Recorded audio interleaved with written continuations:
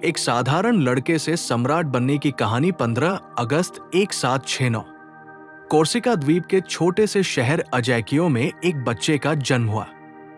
किसे पता था कि यही बच्चा आगे चलकर पूरी दुनिया को हिला देगा। उसका नाम था नेपोलियन बोनापार्ट। बचपन से ही नेपोलियन अलग था। तेज दिमाग, अनुशासित और भीतर से जलती हुई महत्वाकांक्षा। परिवार बड़ा था, जिम्मेदारियां भी थी, लेकिन उसने हार नहीं मानी। उसे फ्रांस की सैन्य अकादमी में भेजा गया, जहां उसने अपनी काबिलियत से सबको चौंका दिया। पढ़ाई पूरी करते ही उसे फ्रांस की सेना में सब लेफ्टिनेंट की नौकरी मिल गई। छोटी सी तनख्वाह, लेकिन बड़े सपने। जब 27 साल का लड़का बना सेना का हीरो, नेपोलियन सिर्फ एक सैनिक नहीं था, वो एक रणनीतिक जीनियस था। सिर्फ 27 साल की उम्र में उसे इटली की फ्रेंच सेना का सेनापति बना दिया गया और फिर शुरू हुआ उसका असली खेल। उसने सार्डिनिया को घुटनों पर ला दिया, ऑस्ट्रिया को समझौते के लिए मजबूर कर दिया और धीरे धीरे यूरोप उसके नाम। 9 मार्च 1796 नेपोलियन ने जोसेफाइन से शादी की।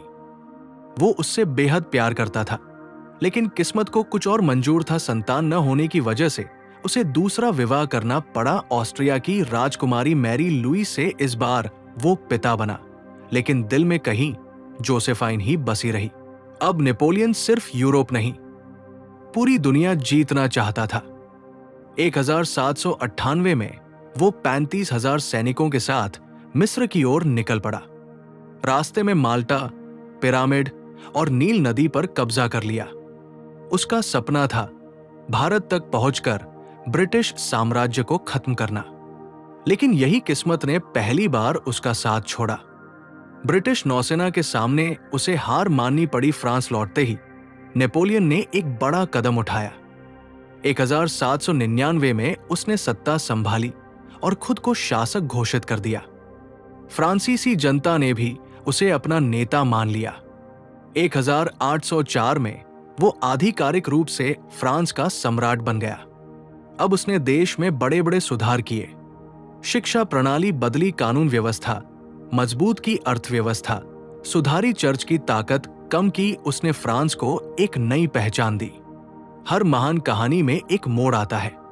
1814 में नेपोलियन को हार का सामना करना पड़ा और उसे एल्बा द्वीप भेज दिया गया, लेकिन वो हार मानने वालों में से नहीं था। वो वहां से भाग निकला और जनता ने उसे फिर से सम्राट बना दिया। 1815 इतिहास की सबसे प्रसिद्ध लड़ाइयों में से एक, वाटरलू का युद्ध। इस बार उसके सामने थे कई शक्तिशाली देश एक साथ, और इस बार नेपोलियन हार गया। ये हार उसकी कहानी का अंत थी।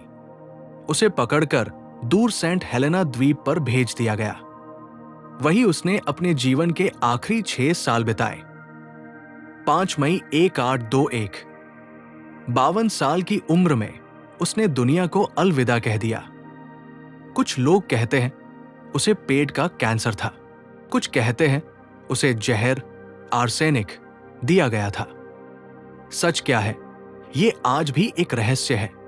आखिरी इच्छा, मरने से पहले उसने कहा था, मुझे फ्रांस की जनता के बीच दफनाया जाए, क्योंकि मैं उनसे बहुत प्यार करता हूं।